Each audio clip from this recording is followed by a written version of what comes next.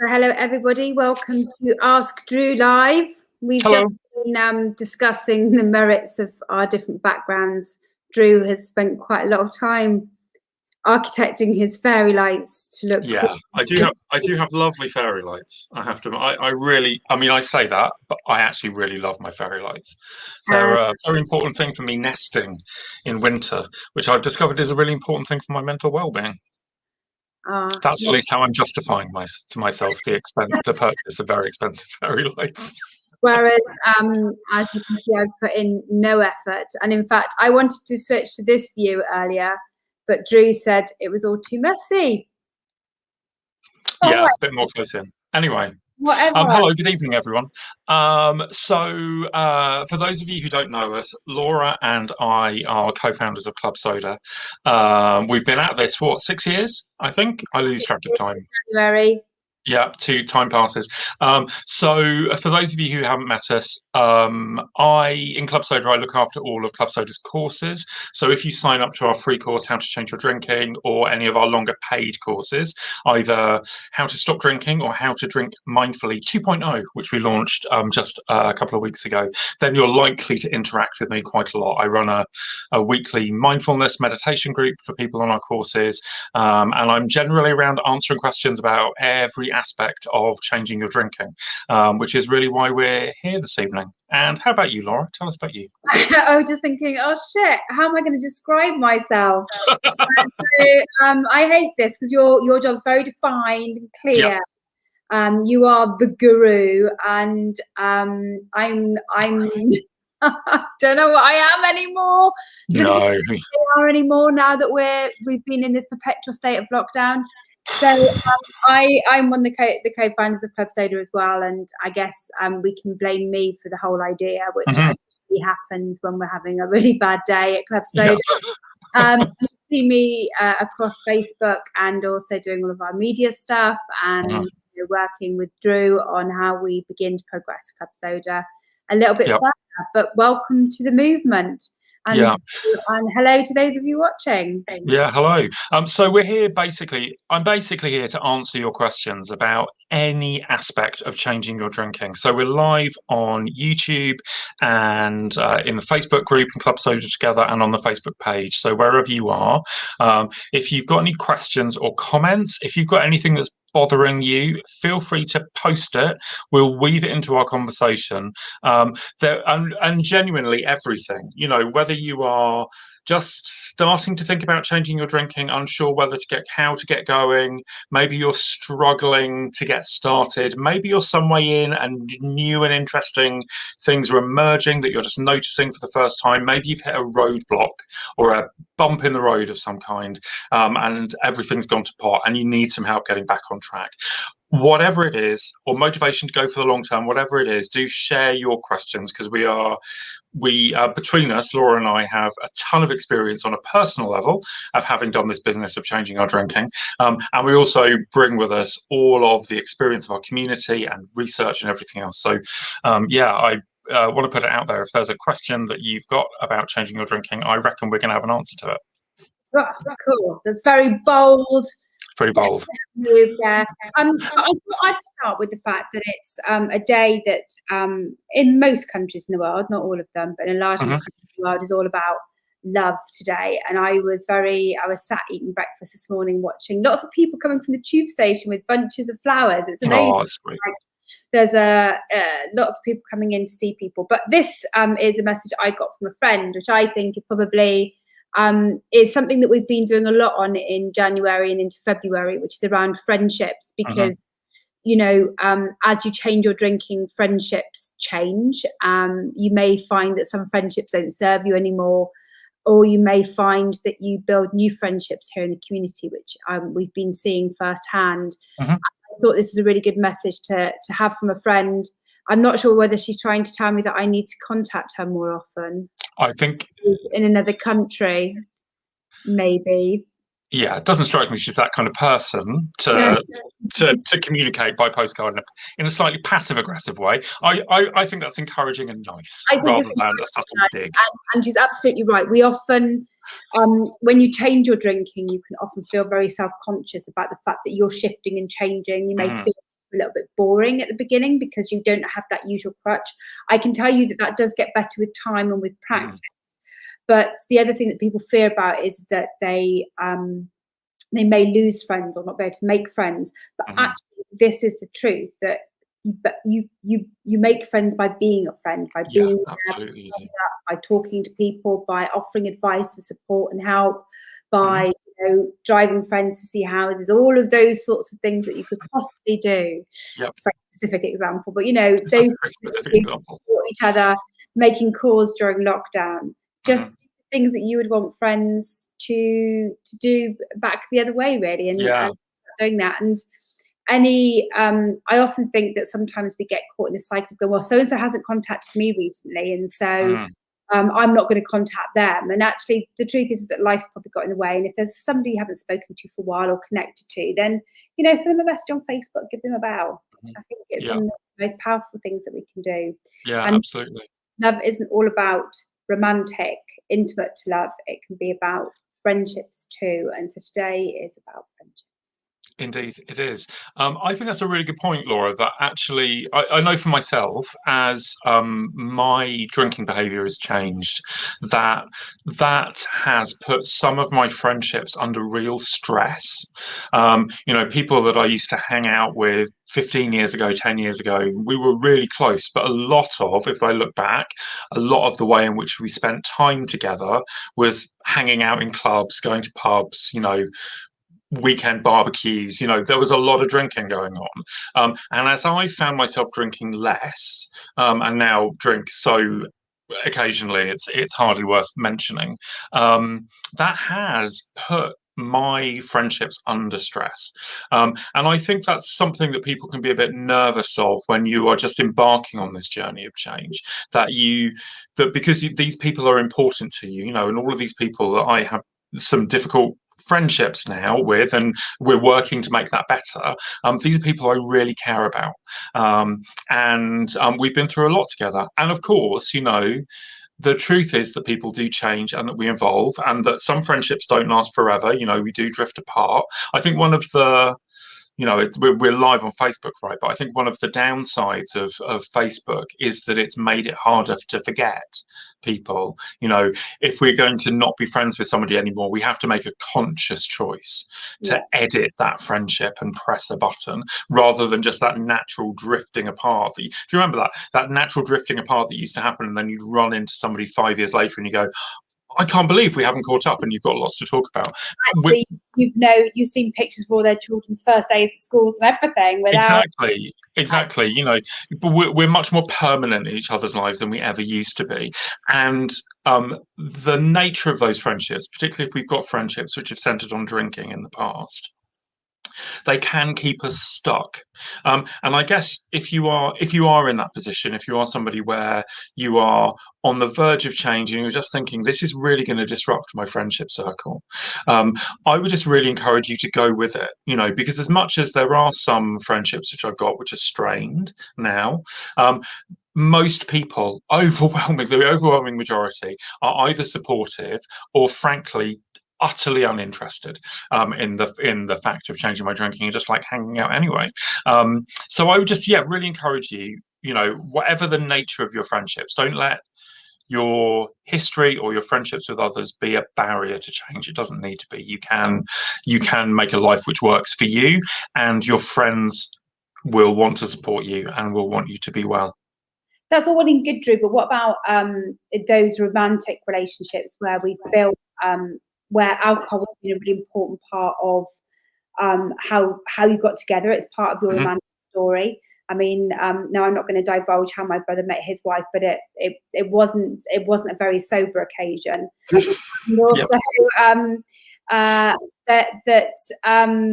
it wasn't for Facebook, they wouldn't have found each other afterwards. So there we go.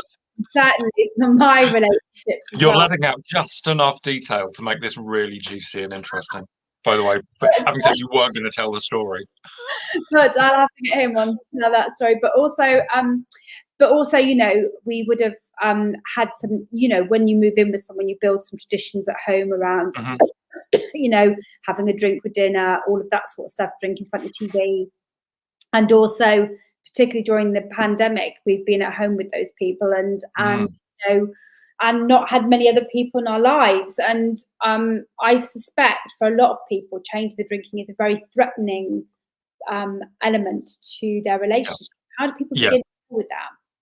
So I'd want to take a little step back, actually, to talk about some of the effects that alcohol has on us. So when we drink, alcohol has some real effects. It relaxes us, it disinhibits us.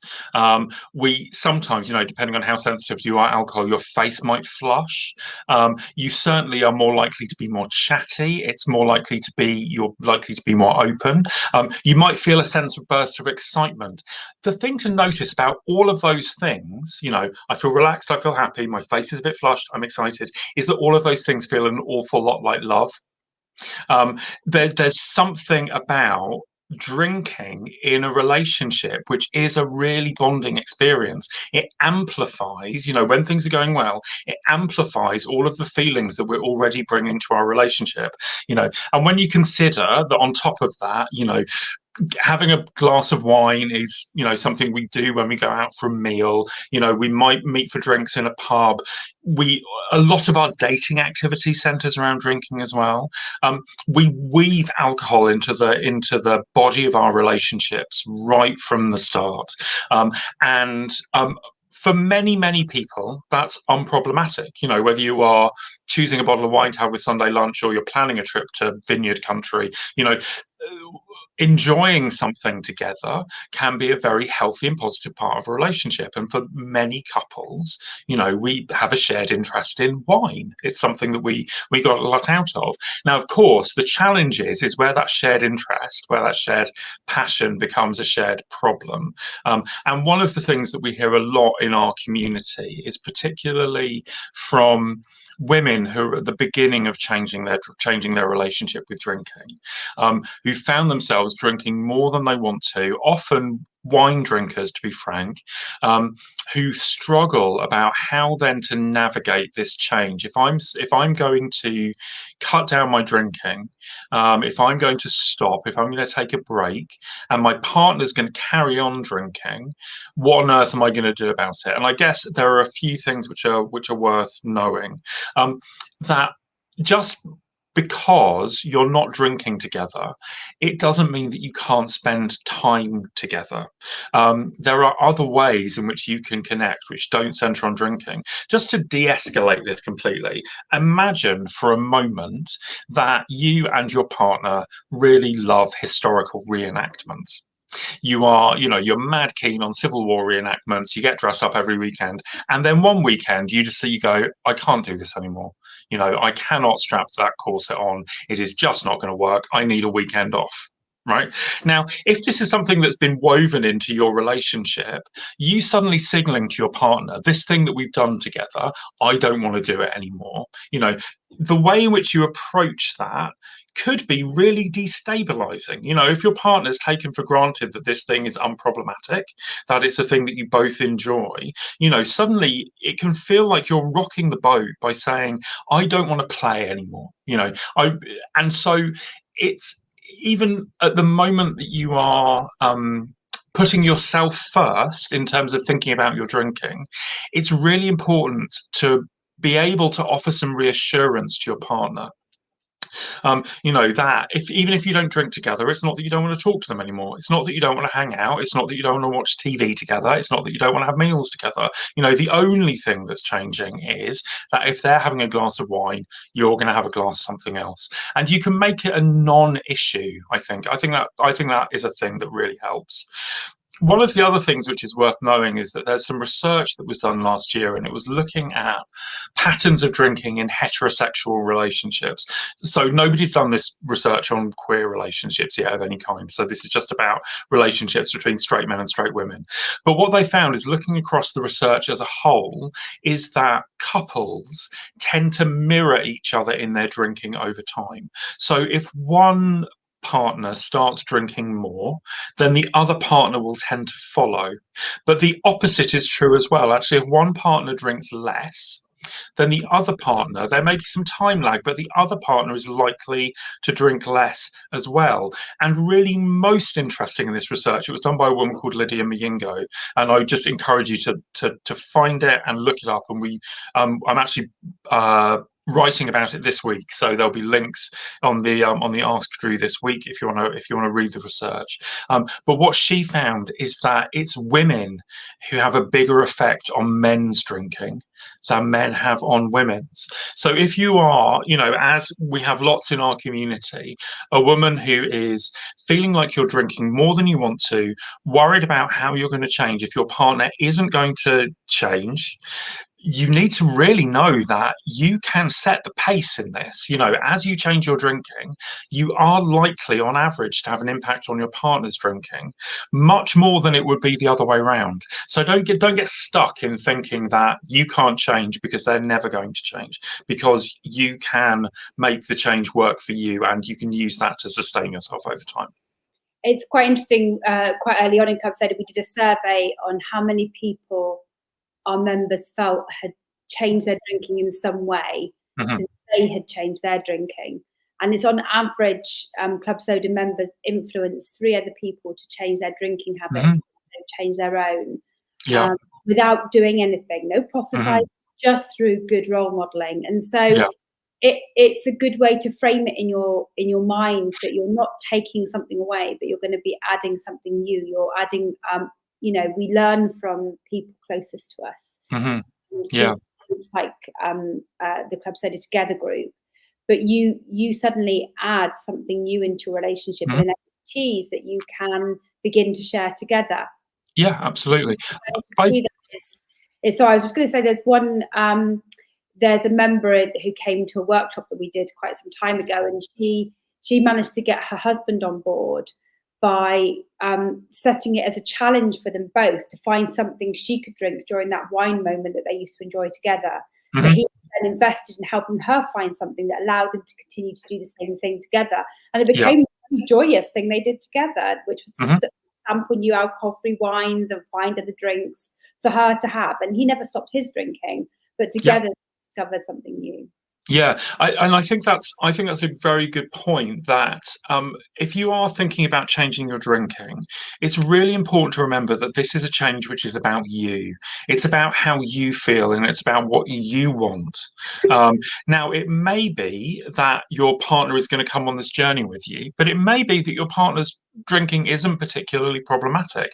There may be stuff that you need to go negotiate along the way. One of the things about longer term relationships is that we're very good at training our partner to meet our needs.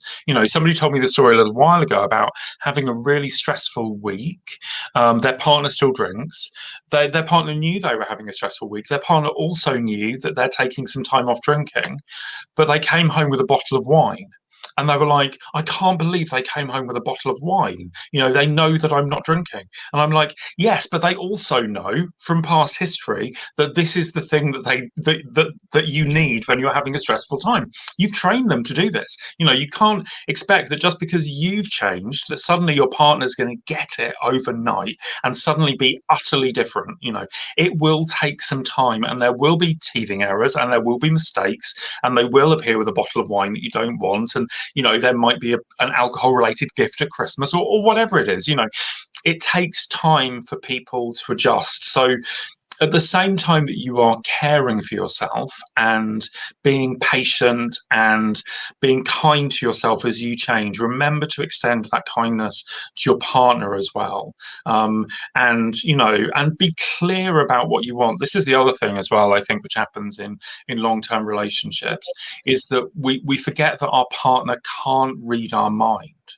If we're changing, if we need something different, we're going to have to open our mouths and say it. And that can be pretty scary. You know your relationship better than anyone. You know best how to approach that subject. But if you need something, don't be afraid to bring that to the table and say, it was really lovely that you brought me a bottle of wine. I was having a stressed week, but I'm not drinking at the moment. Next time, could you bring me a box of chocolates? Or could you just come and give me a hug? Or could we go out for a walk? Or whatever it is that you need. But be clear about that. Be as clear as you possibly can. And also because, like you said, if people are so used to giving you something that you've always had in that stressful moment, you need to be able to give them very clear direction. Because if people haven't tried to change their drinking, they don't know how hard this is. They might, oh, they're giving up, but they can have some wine tonight. And you need to say to them, actually, this is harder than you think. That would be really hard to resist. And I would rather not have it in the house. Which actually leads us on beautifully to our next question. Brilliant. Which is that one of the people says that I've been alcohol-free for dry January and carried on to the last 2 Saturday nights when I've had 3+ glasses of fizz. I'm not sure why I've not been able to resist. It felt good, but I'm disappointed with myself. Why can't I resist? Okay, so I want to ask some questions. Which is, what's the ambivalence about here? So there are 2 things going on that you're saying. One is that it felt good, and the other is that you feel disappointed in yourself. Now that is I just want to encourage you to be curious about that, because that's a fairly curious state of affairs. It's pretty rare that we do things that make us feel good, but then we feel disappointed in ourselves. So I guess I would want to ask some questions about what it is that you actually really want. What kind of style of including alcohol in your life is really actually going to work for you. Are you somebody, do you know deep down that actually your life is easier if you're alcohol free? There are lots of people in the club soda community who come to that conclusion over time. They realize that wrestling with alcohol on and off actually doesn't help them live well, that it's just easier to write alcohol out of the picture completely. So that's a good question to ask yourself. Deep down, is that disappointment with yourself, is that because really deep down you know that you want to be alcohol free? On the other hand, if you're somebody who wants to moderate your drinking, I'm going to encourage you to discard that disappointment altogether. If you're somebody who wants to include alcohol in your life and you think that you can get that to work for you, again, in a way that helps you live well, then you want to focus on the other side of that. So at what point did this stop feeling good? Particularly, I think if we are, and I have a very occasional drink, 5 drinks in 2020. But I only drink on those occasions where I think it's going to add value to my life. And I am really cautious about the amount that I drink as well. I don't have a particular set number of drinks in mind, but I don't have a goal that I'm aiming for. I don't kind of start an evening I'm going to have 3 drinks tonight. I will start with, I'm going to have this drink and then I'm going to see how I feel. And it may be that actually, if you've had some time alcohol free and you're thinking about moderating again, that actually what you're doing is you're unconsciously going back to an old pattern of drinking, which is, I'm going to have 2-3 glasses of fizz or whatever in an evening. And that's what I used to do. And it just may be worth pausing to go, how many glasses of fizz do you need to feel good? And if it's 1, have 1. And if you find that you can't just have 1, there's a whole other set of questions to ask. But I just encourage you to kind of get off the fence, really, because if you've got this thing which you feel good about and you also don't feel good about, there's something curious going on there. So really kind of dig into what about that situation is working for you and what isn't. And it's also worth looking at what it is that there was your trigger to drink on that. So if your intention had been not to drink, what was the trigger that triggered you to drink, and why were you not able to then stop either? And I'm still alcohol free because I know that I wouldn't be able to stop after 1, so I'd rather not go through all of that mental turmoil. But you may have uncovered a set of things, of people or places or emotional circumstances that are your trigger, that instead of now berating yourself up being a failure, which is not a position I want to put you in, because you're trying to absolutely not. Hard, you can begin to learn from that experience and say, well, actually, in the same way as, I've realized that if I keep sweet things out of my diet, I eat less, because sweet make me want to eat more sweet things. It's just the same with alcohol, that you will learn from that experience and be able to plan for it instead, so that you know you won't come across it again. And there's a really interesting discussion coming through here, which is that somebody else was saying, you know, you want to go back to being alcohol free, but now self-doubt has entered in. And what you're doing is you're taking your one experience or couple of experiences or brief period of time of not being alcohol free and using it as a reason that you think you're a failure, you can't do this, you're a lost cause, which I hear about a lot, when actually the truth is that you've had a good bank of time alcohol free. You've tried not being alcohol free, and there's some things you don't like about it. So now you've got those, you know, that controlled experiment next to the way things were. You can reflect on that and go, right, this is the way I'm going to take it forward. Because nobody in club soda has succeeded in changing their drinking the first time, the second time, the third time, or the fourth time. It's all taking time. And you have absolutely. time. And each time you pick up again and take the things that you've learned, the more likely you are to succeed in the goal that you want. So please let self-doubt set in. It's not about your ability at all. This is all about learning. This is a marathon.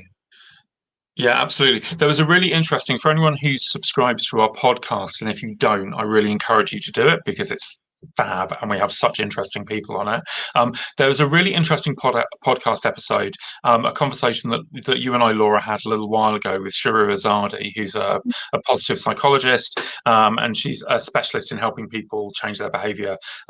She's also fabulous on the subject of food. If you've got a troubled relationship with food, her latest book is called The Last Diet. It's definitely worth reading. Anyway, we got to talking about moderation and the skills that you need to change your drinking. And Shuru made this really simple point that the skills that you learn to stop drinking are different from the skills that you need to drink moderately. You know, if you're somebody who is who wants to go alcohol free, if you know that that's going to work for you longer term, I think all of us know that, you know, as you've said, Laura, you're not going to get it right first time. There's some learning not to drink takes time. You know, we can expect to get things wrong. We can expect to need to pick ourselves up and try again. If you've had a period alcohol free and you're thinking about drinking moderately, similarly, you can expect that's going to go wrong. You know, if you're somebody who wants to, it doesn't mean that moderation is never going to work for you. It just means it's a skill that you need to learn. If you're serious about moderating your drinking in the long term, you can expect nights in which you drink too much and in which you have a hangover the next day. And that is no different. That's a no different type of learning than somebody who's learning to go alcohol free long term. What you're doing is you're adjusting your skill set to help you have the kind of relationship with alcohol that you want. And that, you know, whether you are going alcohol free or whether you're moderating, that takes a huge amount of self-kindness. You know, as you've said, Laura, you know, weighing up the pros and cons of different situations, what you like, what you don't like, what you want to take forward, what you don't want to take forward. It's trial and error, but don't give up just because something didn't work once. You know, keep going until you find a way to make it work for you. And don't forget, you know, if you take our free 3-day course, I've just put the link below, you know, it will take you through some of the thinking. So if you felt that you've suddenly gone off piste for a few days and you're not sure where to begin again, start there. Maybe then come and do the paid course, spend Wednesday evenings with Drew talking through some of the things that you want to talk about. But, you know, this is about building, ultimately, this is about building the life that you want. And you can also understand a bit more about that by speaking to people a bit further down the line in you in club soda, because often we're frightened about building the life that we want because it's easier to stay in the life that we're currently in. Yep. And we don't know, we can often not know what a life without alcohol in is like. And therefore, our brain is constantly rebelling, which is, you know, what, you're going to not drink forever? I mean, what about this occasion? What about that occasion? Yeah. And, you know, all I can tell you from somebody who's 8.5 years down the line is the sky doesn't fall in. Of course, things change, but guess what? Things change anyway as you get older. And I get much more out of my life now than I did when I was drinking. So, yeah, so I, you know, I can share that experience with you, and you can ask me more about it. But equally, there are other people a bit further down the line than you in Club Soda who Yeah. share their experiences and give you some reassurance that the life that Mhm. you're after is there, Yeah. and it's possible. And Mhm. none of us have got there by being perfect first time. Yeah, absolutely. Can I talk about that? Can I talk about that a little, actually? Because one of the things that we see in the Club Soda community is that one of the times where people are most likely to post is when they've messed up in some way. People will come on and share how terrible they feel about themselves, how bad last night was, how upset they are, how they feel like they're a disaster. And of course, we are a lovely, kind, supportive community. So we are going to rush in and we are going to pick you up and we're going to be really lovely to you and we're going to encourage you to keep going. But there's something really interesting going on in that kind of dynamic, that behavior, that actually your brain is working out that you can be rewarded for feeling sorry for yourself. You can be rewarded when things go wrong. So I want to encourage anyone who is feeling that, who's feeling like it's not going right for me right now, I can't work out how to fix this, is come and ask that question. Come and ask. As you said, Laura, we've got a community of people who are 4, 5, 6 years longer into being alcohol free or moderating successfully. Come and ask, what was it that got you going in the first place? How did things change for you? What was the moment that things started to fall into place? How do you motivate yourself to keep going? People will be really, really so happy to share their experience, and that can be so much more positive and motivating than simply that. We will, of course, if you're having a shit time, we will of course gather around and pick you up, but I really want to encourage you to think ahead and think about what you need and what's the next step on your journey, and how can the community support you to make that. I can answer some of those questions though as well, because I Mm-hmm. think when I gave up drinking, I did a lot of things by accident that I would encourage people to put in by design. Mm-hmm. Um, and there were a couple of things that I think helped me change my drinking. I got really excited about alcohol-free alternatives. I have to say, 8.5 years ago, there weren't many there. So it was a lot of herbal teas and Mm-hmm. getting busy with SodaStream. I gave up with somebody else at the time, which kept me accountable. And of course, this community, the reason why we set it up was all about creating those friendships and accountability, so you can come back and tell us how you're doing. But I also took note of some of the really early things that changed. Although I slept quite a lot and was quite tired, my energy was also a lot better.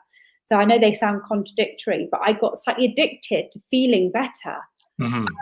And so I was very much focused on, oh, today I feel really good. And that's great. And being able to take note of those is quite good, I think. Yeah. And then within 2 weeks, the puffiness of my face went down. And also, just before I gave up, I was pre-diabetic. So I actually did blood tests for a few weeks with the little finger pricking things, and saw my blood sugar levels come down. None of them are big magic things. They're not huge, but I basically kept some data, had a buddy, and I put substitutes things in my life. And then the other thing that I really underestimate as being a really important part of me changing my drinking was there was something in my life that was coming up that I wanted more for the very first Mm-hmm. time, which was volunteering on the Olympics. And I knew deep down I was never going to make it into that Olympic park at 6 a.m. in the morning and not embarrass myself in front of athletes.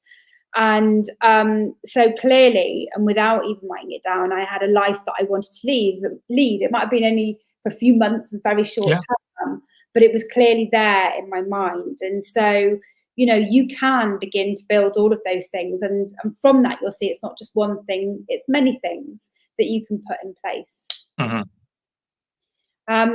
We just got another question through. Mm-hmm. Yes, it's a very common one, and it relates back to our first question, which is when we talk to close friends and family, in this case a sister, after this person's done 59 days alcohol free, then they have obviously not continued to be alcohol free, but they want to go back to being alcohol free, and their sister's basically dissing them. Oh, we're on that bandwagon again, are we? Miss Popper. And it makes her feel like she's boring. What would you advise? Oh, siblings are horrible, right? We are. We're so mean to each other. Um, Yeah, what to advise? So I think there's a couple of things which I just say in general about people's reaction to our decisions to change. One is that our motivation to change can be really triggering for other people, and I don't know anything about this person's sister and their own drinking behavior, but sometimes some of the negative response that we get from others when we make a commitment to change comes from their own feeling that that's something that they should be doing but they don't know how. And so what comes across is a lot of defensiveness, and also a lot of like, if you change, it's going to make me feel bad about myself, so it's better for me if you stay exactly the way that you are.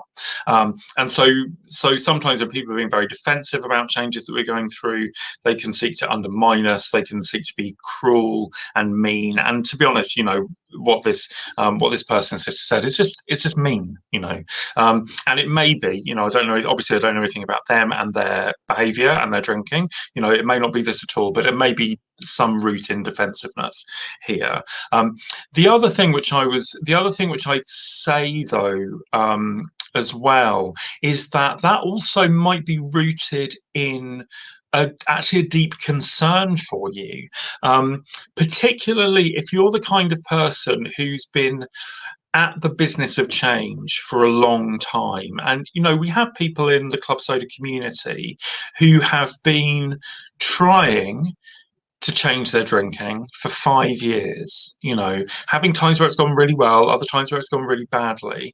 And that can be really difficult over time to live with this track record of things that are going well, things that are not going well, and particularly if you've got family members who care about you and care about your well-being.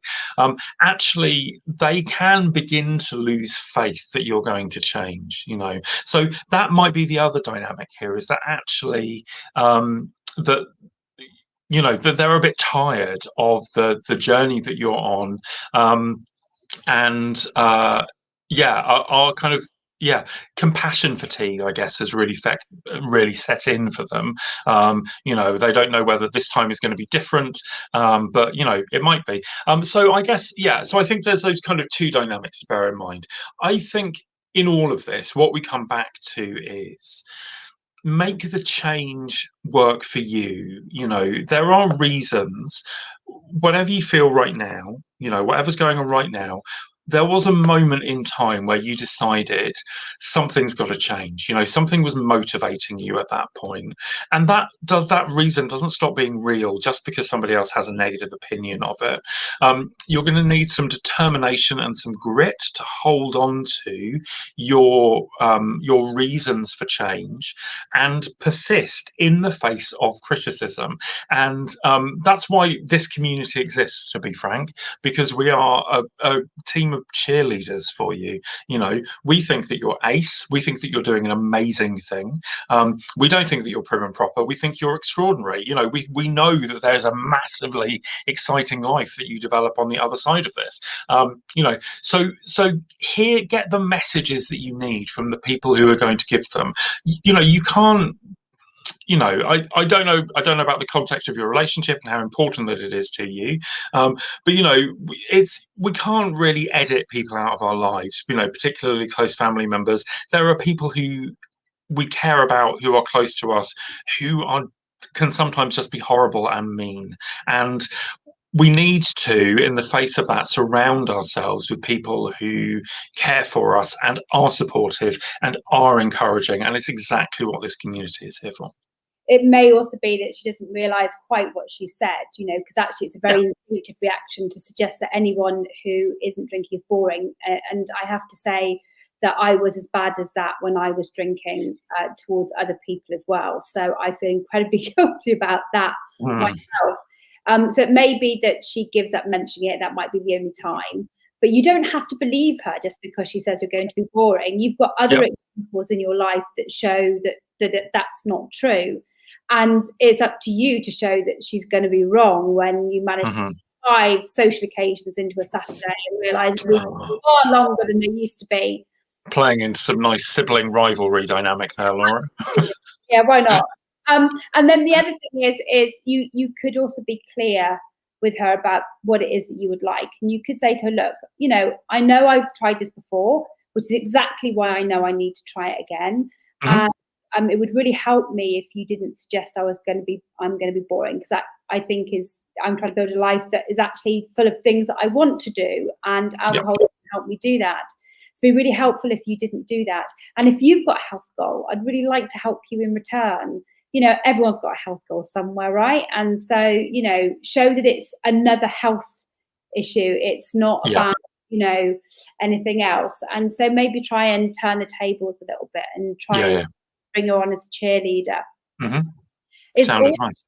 It's also worth saying on today of all days that actually in a world that's continually trying to get us drunk, not drinking is a real radical act of self-love.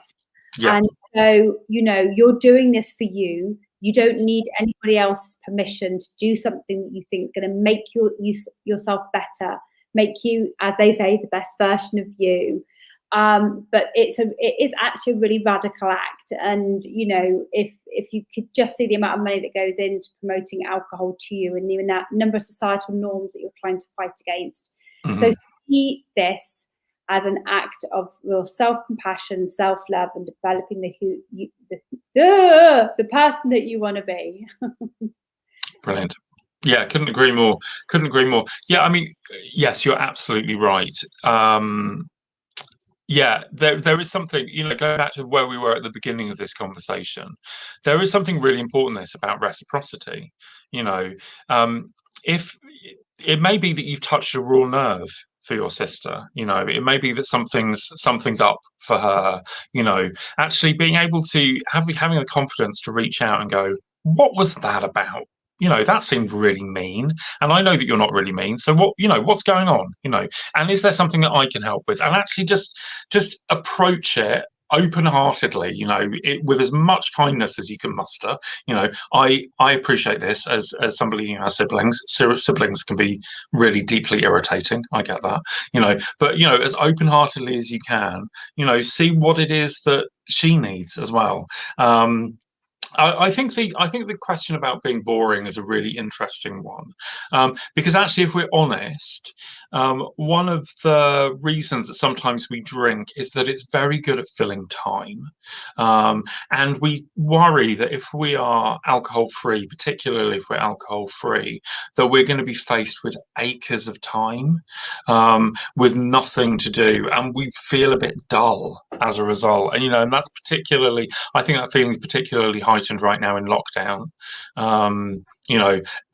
Endless hours of sameness are very, very dull. But I guess the thing which is worth knowing that is, as you get through this, as you begin to recover, as your energy comes back, as you sleep better, as you eat better, as you begin to feel better, suddenly you're going to find that you've got energy to do stuff, and that long to-do list, which you've been ignoring forever, is going to come back. You will find new projects to take on. You will find that your life rapidly fills up with more stuff to do than you can possibly imagine, and will be a life which is anything but boring. It just won't center on one particular activity, which is getting drunk. But there are so many other things to do in life which aren't that, and you're just at the beginning of discovering them, and that's really exciting. I think that's it for today, Drew. I think there are so many positive things to come for all of you, and we want to help you get there. So that's all this month, but look out for the weekly written Ask Drews, and this week we have an extra podcast tomorrow. And the Monday blogs, as always. Wednesday, Ask Drew. Friday, our podcast. Lots of drinks offers, all sorts of other things. Don't forget to check out our courses. Don't forget to check out our book, How to Drink It. You remember to bring it this week, which will also take you through all of these exercises too, but also got lots of advice in our community. That's it. Brilliant. Thanks so much for joining us. Have a great week. Bye.